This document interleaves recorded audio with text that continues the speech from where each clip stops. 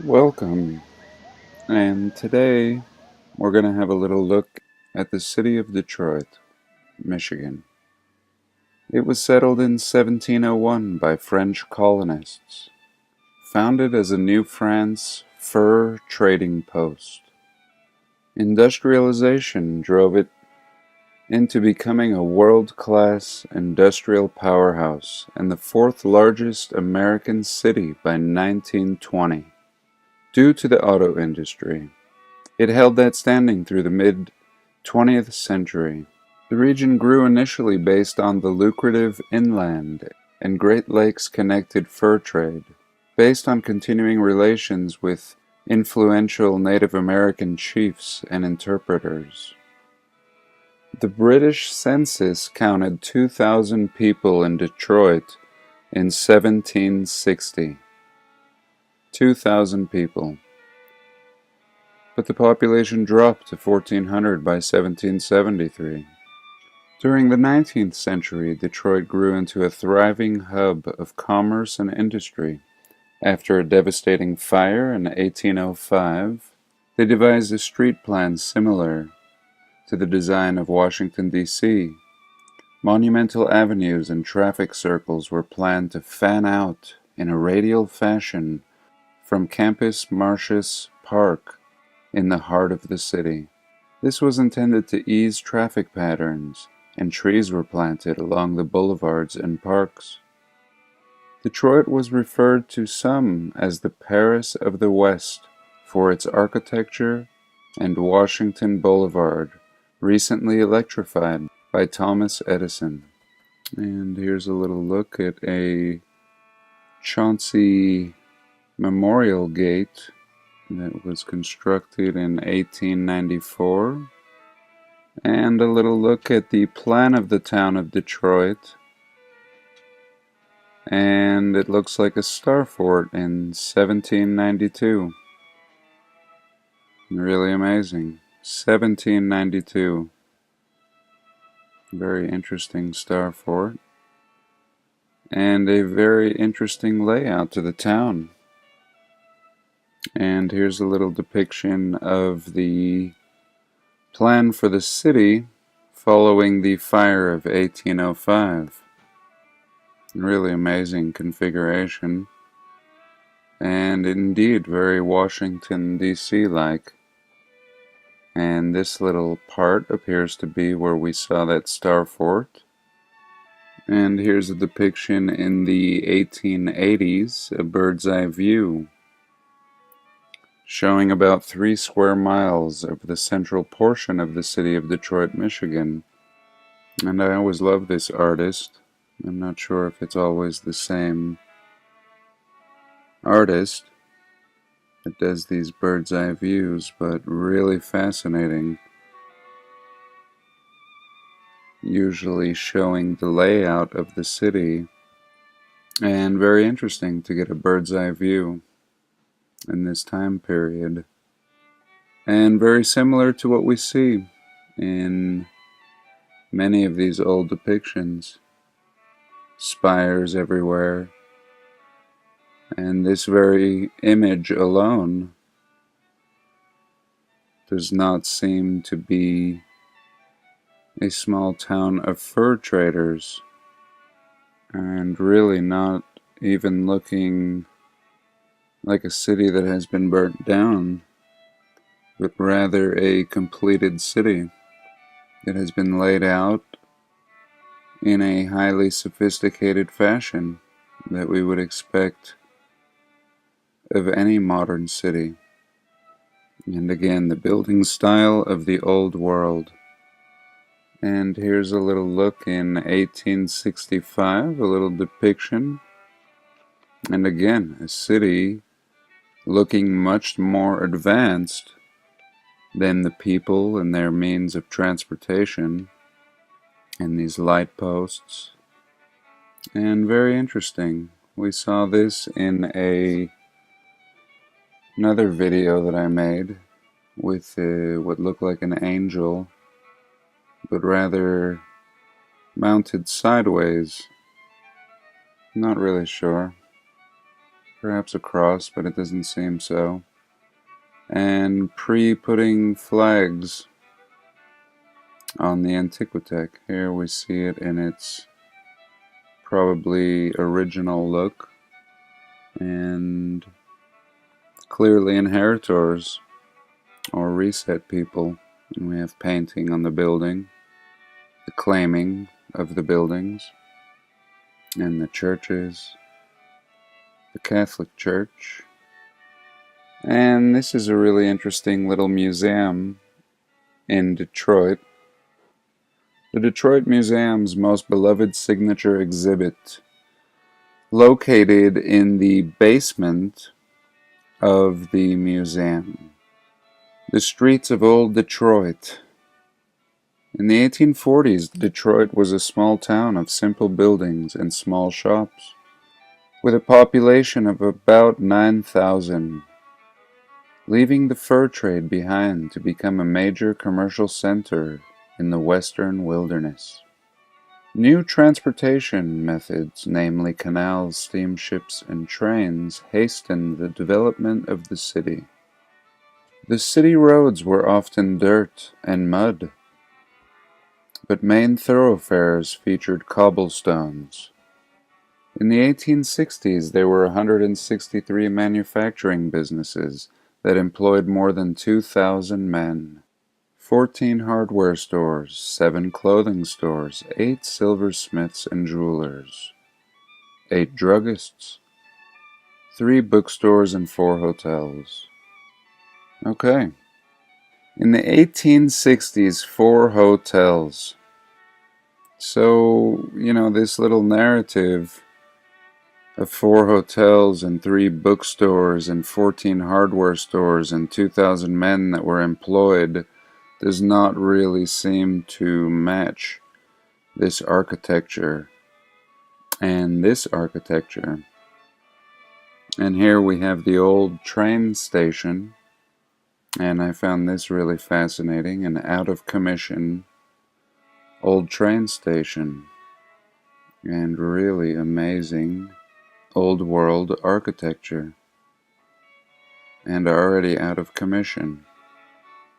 And in old world architecture, but yet very industrial. And that's what we find with this city of Detroit. And we see a city and a narrative of this booming town, and then in a very short time, within our lifetime, a degradation of this city. And yet, these ruins are everywhere, and these signs of an ancient people, and an ancient brick building people, and there's no reason for this type of brickwork and architecture and building to take place, only to be abandoned and fall into disarray and ruin in a short amount of time. And nobody builds like this anymore. This is some of the finest brickwork that can be seen. This is amazing. And this has been used as a parking lot, according to the narrative, according to the story, and now a parking lot in ruins. And if it's not obvious that this was not a parking lot, and that this is much older, and hence the reason it's fallen into ruin. And very interesting, we can see underneath the columns here, but yet clearly signs of an older people. And this city is currently a city that seems to be going downhill, and yet at one point appears to have been one of the most beautiful cities. And very interesting, here they make the claim to being founded in 1701. And again, the narrative tells us the French were originally here, but this This doesn't make any sense. And this building was leveled here. That would be the old city hall. And here's another look at the old city hall. And just a remarkable, remarkable city, just like any of them, and does not fit the narrative whatsoever.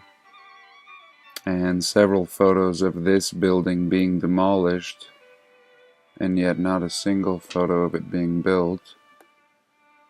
And here's a partial demolition. Demolition photos. Old City Hall. And really a remarkable building. What good reason could be given to destroying a building like this? This should be a prize of any city.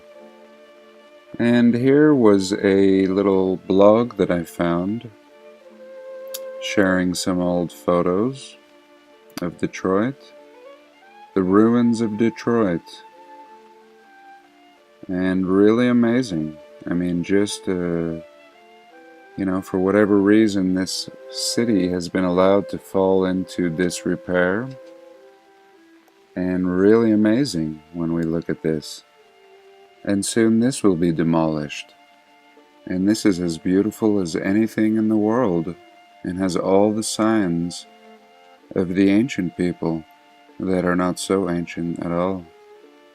And here in Detroit, and look at this floor. These were the people that were brick makers, and this whole city has fallen into ruin. And let's see if I can find this picture. Here we go. A breathtaking view of the reading room of the Detroit Public Library. And let's have a little look at this unbelievable library. Now really, does this look like a library to you? Or does this look like machinery of some sort? Some type of factory, even having a gate around here. Do not access beyond this point. Perhaps this is where the workers may have been, and this was more of a dangerous zone. This looks like some kind of machinery. Out of commission. And now we pack it full of books. Just stuffed full of books. An afterthought. Does not seem like a library. And no reason to make a library like this. But it's absolutely beautiful, but also pretty ridiculous. This was not the intended purpose of this facility. Commerce in Detroit in the late 1800s depended on horse-pulled vehicles. Horses moved ice, coal, bread, beer, milk, and other goods from one part of the city to another. The Detroit Creamery employed a stable of hundreds of horses to move its dairy products to homes, hotels, and restaurants throughout the city. So really interesting, doesn't seem to make any sense. Again, a horse, people, and this city is much more than it should be, according to the narrative. And this city appears as if it was full of machinery already, and very, very developed, and a very central point in these older people and their development. And we come along and inherit all of this. And we create the automotive industry in this location, probably based on a lot of the technology that was left behind. And a lot of things may be repurposed. But very interesting.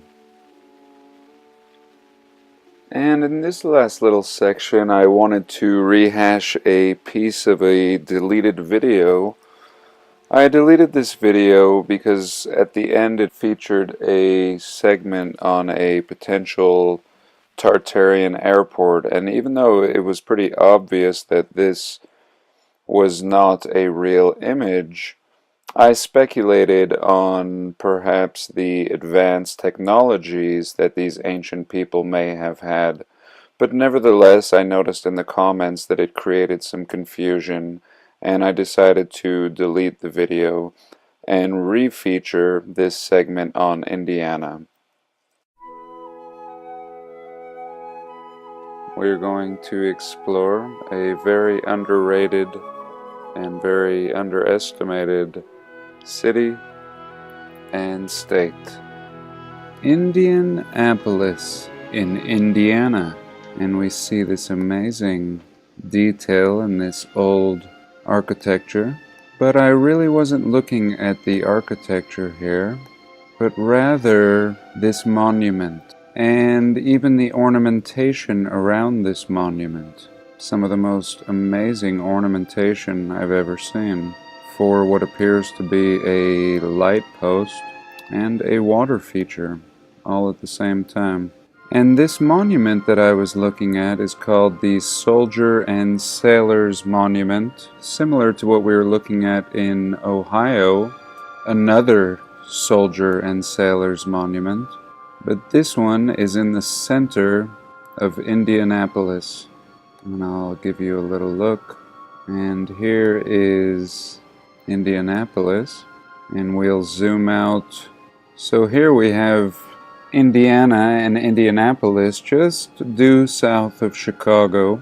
Then we have our Ohio straight east of here. And how very interesting, that we've obviously looked at amazing what appears to be older civilization that lived in Chicago, also in Ohio, Cleveland, really amazing. And here we see this in Indiana. And just looking at the roads, which I believe are much older, and we have just recreated and repaved not only the roads, but everything, just standing on the shoulders of giants. And here what we can see is that this is the Mecca. All roads intersect across states. I mean, this is clearly an intersection point. Major center here. And we zoom in, and exactly at these crossroads, and exactly where these crossroads meet, is this monument. And very interesting. In America, we don't give much credit to Indiana or Indianapolis. I mean, yes, it's a major city, but not really anything that would attract the attention of the masses. Seemingly what is an ordinary state, probably not much tourism, and yet what we can see is that there was clearly something else going on here. Now let's just have a little look at this monument in an older photograph, and really not much has changed. In present times it seems as if there are little water features. So yes, we see what appears to be little fountains underneath these light posts now, but really amazing. And not only is this monument or obelisk just absolutely amazing, and you see back in this time it does not appear as if it was gold plated like we see in the current Google Earth image that we were just looking at. And this city is absolutely amazing. And again, this was the center point of several states and distance. And look at this glorious architecture. Every part of it. Look in the background here, and this whole strip here. Just completely blown away is what I am. Look at this place. Antiquitech, and there was something else going on here. They tell us it's a 284-foot neoclassical monument built on Monument Circle, a circular brick paved street that intersects Meridian and Market Street in the center of downtown Indianapolis. It was designed by German architect Bruno Schmitz and built over the period of 13 years, between 1888 and 1901. Design and construction. They tell us that there was a contest held, and they solicited 10 architects to submit sketches. Notices were placed in leading newspapers in the United States, Canada, England, France, Germany, and Italy to encourage others to submit their ideas. They're telling us that they actually had a contest and sent word about this contest out in newspapers all the way to France and Germany and Italy, just to find people to even apply to build or design this monument in Indiana in the late 1800s. And eventually it was awarded to this Bruno Schmitz, known in the early 20th century. The cornerstone was laid in 1889 inside a copper box contained, among other items, and absolutely amazing that this has been preserved. Just a glorious structure with amazing detail, and I would love to see this in person. I mean, look at this detail just on this pole, or I don't know what they're going to call it, but clearly some kind of antiquitech. And this is an example of a city that was much more beautiful and elegant in the past. And here we can just get a little peek. We still do see many of these older buildings. It looks like a lot has been preserved, and most certainly this monument. And that brings me back to these buildings, and just really amazing. This will require a little bit more exploration. I just wanted to touch on it. So that's it. I hope you enjoyed, and have a blessed day. Please like, comment, and subscribe.